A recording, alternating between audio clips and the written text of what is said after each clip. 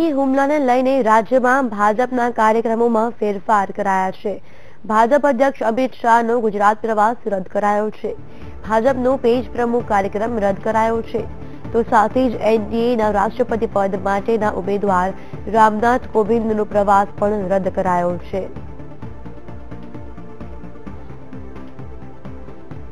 તો આ જ મામલે મેહુલ દેસાઈ જોડાઈ ગયા છે। મેહુલ, જે રીતે ભાજપનો કાર્યક્રમ રદ કરી દેવાયો છે, શું છે વધુ જાણકારી? ચોક્કસ ખાસ કરીને વાત કરવામાં આવે તો ભારતીય જનતા પાર્ટીનો આજે જે 3 અલગ અલગ કાર્યક્રમ હતા, જેમાં જે ભાજપના રાષ્ટ્રીય અધ્યક્ષ અમિત શાહ ઉપસ્થિત રહેવાના હતા। સાંજે જ સાથે જે રામનાથ કોવિંદ છે, જે રાષ્ટ્રપતિ પદના ઉમેદવાર છે, તેમની પણ ગુજરાત મુલાકાત હતી અને તેમના ધારાસભ્ય સાંસદો સાથેની મુલાકાતનો એક કાર્યક્રમ હતો।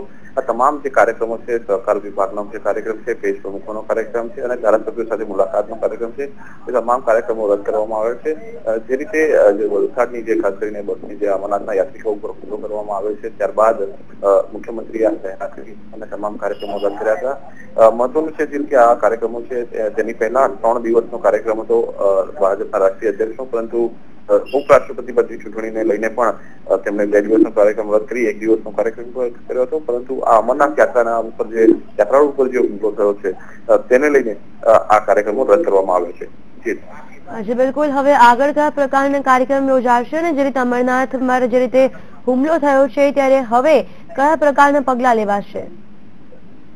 ચોક્કસથી ખાસ કરીને વાત કરવામાં આવે તો ભારતીય જનતા પાર્ટીના જે કાર્યક્રમો છે હાલ પૂરતા રદ કરવામાં આવે છે। તેની જે આગામી જે માહિતી છે અને જે સમય છે ભાજપના રાષ્ટ્રીય અધ્યક્ષનો, તે લઈને આ જે તારીખ જાહેર કરવામાં આવશે। પરંતુ જ્યાં સુધી પગલાં લેવાની વાત છે તો સરકાર તરફથી ખાસ કરીને વાત કરવામાં આવે તો સતત જમ્મુ કાશ્મીરના જે કંટ્રોલ રૂમ છે ત્યાં સંપર્ક સાધવામાં આવી રહ્યો છે।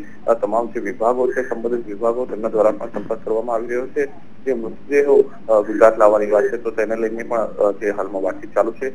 મૃતદેહો છે સુરત અથવા અન્ય કોઈ સ્થળે લાવવામાં આવશે કે કેમ, તેને લઈને હજુ માહિતી સ્પષ્ટ થઈ શકી નથી। પરંતુ ખાસ કરીને વાત કરવામાં આવે તો જે તમામ જે જાણકારી છે, જાણકારીની આપ-લે જમ્મુ કાશ્મીરની સરકાર સાથે કરવામાં આવી રહી છે। બિલકુલ, આભાર મેહુલ જાણકારી બદલ।